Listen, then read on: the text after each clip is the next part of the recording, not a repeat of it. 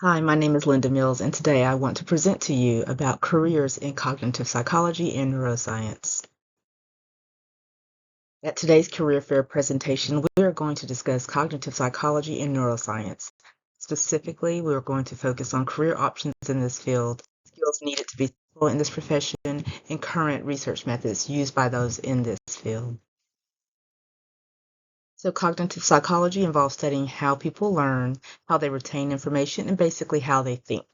Researchers will focus on decision-making, memory, and problem-solving skills to help understand how their minds work.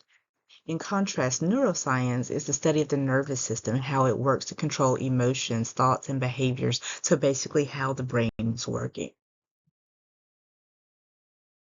So in the area of cognitive psychology and neuroscience, a person needs to have excellent research skills, excellent statistical skills, because you'll be responsible for using the scientific method to test your hypothesis, and you'll also need to have the ability to conduct and analyze your own experiments. Understanding statistics is also very important as you're going to be reviewing data from tests. So do you like math? This is probably going to be the field for you. Understanding cognitive processes such as memory, decision making, language are also very important in understanding how the brain impacts those processes. It's also very important that you have an understanding of neuroscience, which is how the brain functions, all how it's structured is very necessary if you're wanting to go into this field. And finally, are you ethical? Do you understand all of the ethical guidelines in research, especially since you're going to be working with human subjects? These are just a few of the skills that you'll need in order to be successful as a cognitive psychologist or neuropsychologist. These are the things that you're going to need to focus on.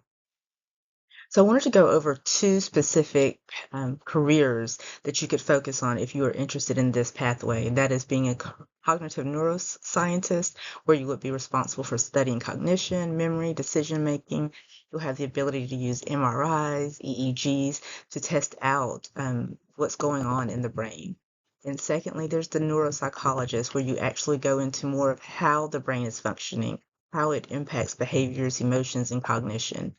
You will assess individuals possibly with brain injuries, with neurological impairments, or other types of traumatic brain injuries.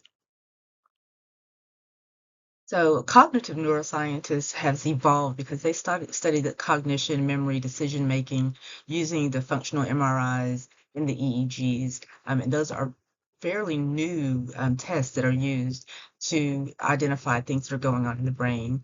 As far as the neuropsychologists, they have evolved by using more standardized neurological tests that allow more precise diagnosis of different issues and prognosis in the brain. And this also has allowed for a better understanding of brain neuroplasticity. But there are two common research methods, both are non-invasive, that you can use for testing. One being the functional MRI, abbreviated as fMRI. It is an imaging process that measures brain activity by tracking blood flow. And then the second is the electroencephalogram, also known as the EEG, where this test actually tests for electrical signals that are produced by the brain. These tests will help you to identify what is going on in the brain, why things are happening, and what is driving different behaviors in the brain. So I do thank you for listening to my presentation on this career path. I hope that it has brought you some insight into what is needed to be in this field.